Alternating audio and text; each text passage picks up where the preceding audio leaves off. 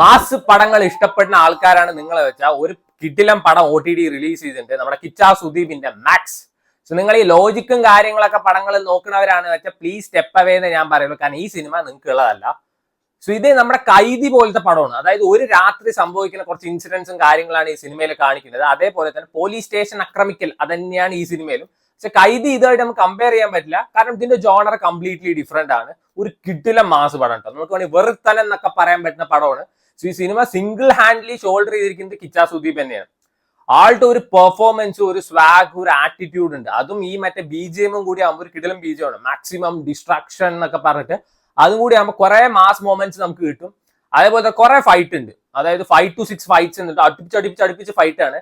ഈ തൊടുമ്പോഴേക്കും പറക്കണ അങ്ങനത്തെ ഫൈറ്റ് അല്ല. 1 versus 50, 1 versus 100 അങ്ങനെയൊക്കെ ഫൈറ്റ് ഉണ്ട്. എന്നാലും കാണാനൊക്കെ നല്ല രസമായിരുന്നു ഇങ്ങനെ ഈ മാസ് പെർഫോമൻസ് ഒക്കെ കാരണം. പിന്നെ ഇതിന്റെ സ്റ്റോറി അത്യാവശ്യം കുഴപ്പമില്ല. സോ യൂഷ്വലി ഒരു മാസ് പടത്തിൽ കാണുന്ന ഗിമ്മിക്സ്, റൊമാൻസ്, കോമാളിത്തരമൊന്നും ഈ പടത്തിലില്ല. അതാണ് ഈ പടത്തിന്റെ ഏറ്റവും വലിയ പോസിറ്റീവ്. ഇതിലെ നായികയില്ല. ശരിക്കും ഞാൻ എപ്പോഴും ആലോചിക്കുന്നു മാസ് പടത്തിലെ നായികയുടെ ആവശ്യം എന്താണ്? അതിന്റെ ഇടയിൽ അവർ റൊമാൻസ് ചെയ്യുന്നു, അവർക്ക് കുട്ടി ഉണ്ടാവണോ, കുട്ടിയെ തട്ടിക്കൊണ്ടു പോകണു, വൈഫിനെ കൊല്ലണു. ഇതിന് പിന്നെ അങ്ങനെയൊന്നുമില്ല. നമ്മുടെ കിച്ചാ സുദീപിന്റെ ക്യാരക്ടർ സിംഗിൾ ആണ്, ബാച്ചിലർ ആണ്. അതുകൊണ്ട് പിന്നെ അങ്ങനത്തെ പ്രശ്നമൊന്നുമില്ല. സിനിമ തുടങ്ങിയിട്ട് ഒരു 5 മിനിറ്റ് അല്ല 2 മിനിറ്റ് ആകുമ്പോഴേക്കും പടം സീരിയസ് മോഡിലോട്ട് അങ്ങോട്ട് കയറാണ്.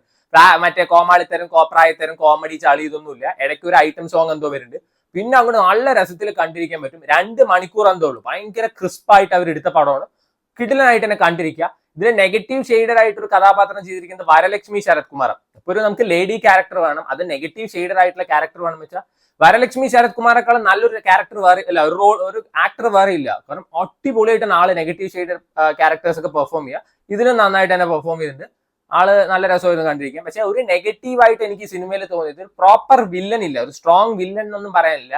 ഹീറോനെ കാണുമ്പോൾ തന്നെ പേടിച്ചോടുന്ന ആൾക്കാരൊക്കെയാണ് ഇതിൽ.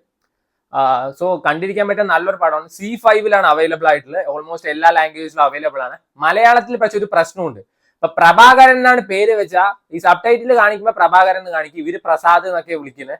അപ്പൊ എനിക്ക് തോന്നുന്നു തമിഴ് കാണുന്നതായിരിക്കും കുറച്ചും കൂടി നല്ലത്.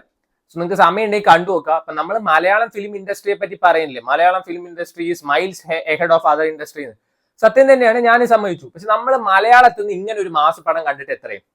നമ്മൾ മാർക്കോന്റെ കാര്യം പറയും. മാർക്കോ ഒരിക്കലും ഒരു മാസ് പടമായിട്ട് എനിക്ക് തോന്നിയിട്ടില്ല. വയലൻസ് അല്ലെങ്കിൽ ഒരു വയലൻസിന്റെ എക്സ്ട്രീം ലെവൽ കാണിച്ചു തരുന്ന ഒരു സിനിമ, അതാണ് മാർക്കോ. അപ്പൊ മാസ് അങ്ങനെ ഒരു ജോണറിൽ അങ്ങനെ ഒരു ട്രൈ നടത്തിയത് നമ്മുടെ KOK ആണ്, അതായത് കിങ് ഓഫ് കൊത്ത. പക്ഷെ അത് അമ്പേ പരാജയമായി പോയി എന്ന് പറയാം.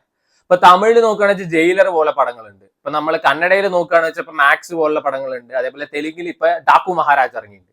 മലയാളത്തിൽ മാത്രം ഇങ്ങനത്തെ ഒരു പടം ഭയങ്കര മിസ്സിംഗ് തന്നെയാണ്. സോ ഇടയ്ക്ക് ഇങ്ങനത്തെ പടമൊക്കെ ഇറക്കിയല്ലേ രസമുള്ളൂ. അപ്പൊ ഡാക്കു മഹാരാജിനെ പറ്റി പറയുന്നത് വെച്ചാൽ ഫെബ്രുവരി 21 തീയതി പടം നെറ്റ്ഫ്ലിക്സിൽ OTT റിലീസ് ചെയ്യുന്നുണ്ട്. എന്താ എക്സ്റ്റെൻഡഡ് വേർഷൻ ആണെന്നൊക്കെ പറയുന്നുണ്ട്, അറിയില്ല. അതൊരു കിടിലം പടമാണ് കേട്ടോ. സോ നിങ്ങൾ ബാലയ്യ പറഞ്ഞിട്ട് കളിയാക്കാനും അങ്ങേര് ഒരു ഓമാളിയാണ് പറയാൻ നിൽക്കൊന്നും വേണ്ട. ഇത് ഇങ്ങേരെ ഇതുവരെ വന്നതിൽ ഏറ്റവും ബെസ്റ്റ് പടം. The way this movie is made top notch എന്ന് വേണമെങ്കിൽ പറയാം. യൂഷ്വലി കണ്ടുവരുന്ന ഒരു ക്ലീശിയ കഥ തന്നെ, പക്ഷെ അത് എടുത്തു വെച്ചിരിക്കുന്ന രീതിയും അതേപോലെ തന്നെ തമന്റെ മ്യൂസിക്കും. തമൻ ഓൺ ഗോഡ് മോഡ് അല്ലെങ്കിൽ ലോഡ് മോഡ് പറയാം, അങ്ങനെയാണ് പണി വെച്ചിരിക്കുന്നത്. എനിക്ക് മനസ്സിലാവാത്ത ബാലയ്യയുടെ പടം വരുമ്പോൾ തമൻ വേറെ ലെവലാ. തമൻ ഗോഡ് മോഡിലാണ് ആ സമയത്ത്. ഇങ്ങനെ ഒരു സീനിൽ തന്നെ 2-3 BGMന്റെ മിക്സ് ഒക്കെ ഇട്ടിട്ടും എനിക്ക് തോന്നുന്നു ഈ റീസെന്റ് സിനിമാസ് നോക്കുമ്പോൾ ഏറ്റവും ബെസ്റ്റ് മ്യൂസിക് വർക്കാണ്. അതിലും അനാവശ്യമായിട്ടുള്ള റൊമാൻസും കാര്യം തബിടി തിബിടി ആ ഒരു പാട്ട് മാത്രമേ ഉള്ളൂ. അനാവശ്യ റൊമാൻസും യൂഷ്വൽ ബാലയ്യ പടത്തിലുള്ള കോമാളിത്തരങ്ങളൊന്നുമില്ല. സോ അത് നെറ്റ്ഫ്ലിക്സിൽ 21 തീയതി വരുന്നുണ്ട്. സമയം നീ കണ്ടു നോക്കുക. ഈ പടം C5 അവൈലബിൾ ആണ്. മാസ് മൂവി ലവേഴ്സിന് this is a must watch എന്നേ ഞാൻ പറയുള്ളൂ. Try it out.